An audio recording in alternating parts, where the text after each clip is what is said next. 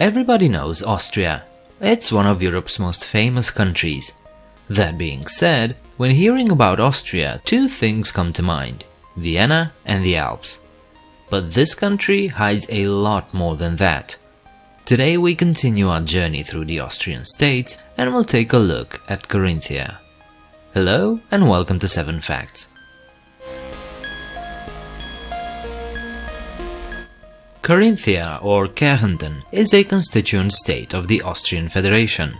This is the southernmost part of the country, housing roughly 500,000 people. While it is a relatively small place, you could spend weeks here and still have something new to find. For one, Carinthia is confined by the Alps from pretty much all sides. Every city, town and village looks like it belongs in a fairy tale. Culture? Check. Good economy? Check. Jaw-dropping landscapes? Check. What about the history? Oh, it's got plenty of that. So first, let's take a deep dive into the history of Carinthia. 30,000 years ago, Carinthia was already inhabited by humans. We know this because we found their tools in caves near the village of Griffin. But we can't go that far into the past, otherwise this video is gonna take hours. So we have to fast forward a bit and stop around the year 300 BC. At that time, Illyrian and Celtic tribes of the area united to form the Kingdom of Noricum. This affair lasted up until the year 15 BC, when the Roman Empire expanded and incorporated these lands. For them, Noricum was important. It had lots of iron, gold and lead. But nothing lasts forever.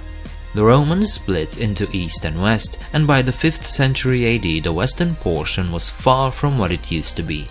Visigoths, Ostrogoths and Alemannis, all Germanics by the way, periodically campaigned in this province, and finally, in 476 AD, Odoacer or Odoacer ended the Western Roman Empire and became king of Italy, including Noricum. As the centuries went by, the Avars and Slavs made an appearance here, and in the 7th century created the Slavic Principality of Carinthia. Even before this, the province was colloquially known as Provincia Sclaborum, the country of Slavs. These guys are by the way considered to be the ancestors of present-day Slovenes. Their reign ended in 788 AD when the Frankish king Charlemagne deposed Duke Tassilo III and incorporated Carinthia into the Carolingian Empire that would later turn into the Holy Roman Empire. Carinthia later turned into the March or borderland of Carinthia, and from 1335 all the way to 1918 it was ruled by one dynasty, the Habsburgs. What happened next we'll talk about in just a minute.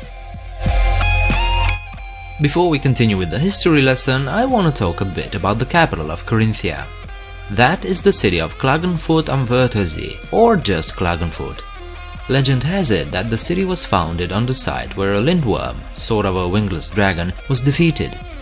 While that may be a legend, the city did have a pretty rough history. It survived fires, earthquakes, Ottoman attacks, wars, and even an invasion of locusts. It was also a center of Slovene culture, although by the late 19th century the city showed a strong German character. Nowadays Klagenfurt is one of Austria's most important cities, a wealthy, well-maintained urban center, filled with museums, theaters, markets, shops, universities, parks. In short, it's a pretty damn good place to live. Now back to the history. We left off in 1918, a pretty important year in European history. That was the year World War I ended and the European empires collapsed one after the other. The Ottomans, the Russians, the Germans all lost their once mighty power. So did Austria-Hungary. When the imperial councillors saw the imminent breakup of the Habsburg monarchy, they met in Vienna to represent the German-speaking territories of Austria. These delegates decided that German-Austria should not include the so-called Yugoslav areas of settlement. Parts of Carinthia were in this category, namely Zeeland and Mistal. And indeed, the Provisional Diet of Carinthia chose to enter the state of German-Austria, but specifically excluded the so-called Yugoslav lands. However, this wasn't enough. Carinthia ended up becoming a contested region. Slovene militias and troops invaded Carinthia in November 1918, claiming it for the Kingdom of Serbs, Croats and Slovenes, Yugoslavia. The fightings were actually fierce and hundreds died. This alarmed the Allies, who intervened, demanded an armistice and imposed a referendum. The two Slovene regions were attached to Yugoslavia, while the rest of the disputed land, which had mixed populations, voted to remain in Austria. Still, it took another 2 years until all Yugoslav troops retreated and the Carinthian state was able to exercise sovereignty. Okay, enough history. Let's go look around Carinthia, because there's actually plenty to see. I already pointed out Klagenfurt, but other settlements are not to be ignored either. If you're the kind of person who loves old and even medieval architecture, you'll love Carinthia. Historic towns and villages dot the state all over the place. Never mind the churches, abbeys and monasteries. And yes, Carinthia also has everyone's favorite monuments, castles. Big, old, beautiful castles. As you might have guessed, this is a very touristy state.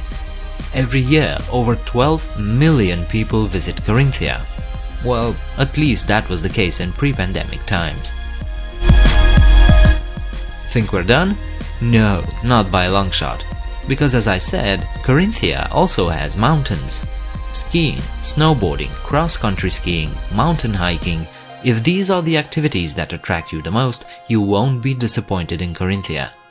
This state is practically surrounded by the Alps, and there's definitely no shortage of resorts here.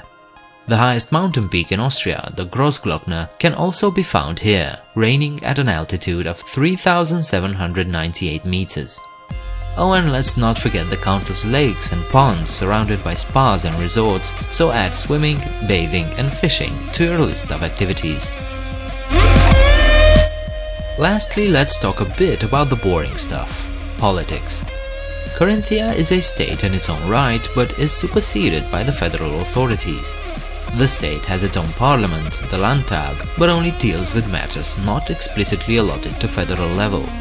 There's also a local government headed by a minister-president, kind of a prime minister. However, with that said, Austrian federalism isn't really like in other places. The state authorities don't really have a lot of power, and the most important matters are regulated by federal laws. So, at least when compared to other federations, Austrian federalism tends to be more theoretical than anything else. This isn't that surprising though. This centralization has its roots in the country's history, where power in the time of the empire was largely concentrated in Vienna. Please leave a like and subscribe if you enjoyed this content. Leave your comments downstairs and don't forget there's a Patreon page where you can support this channel. I hope to see you next time. Bye.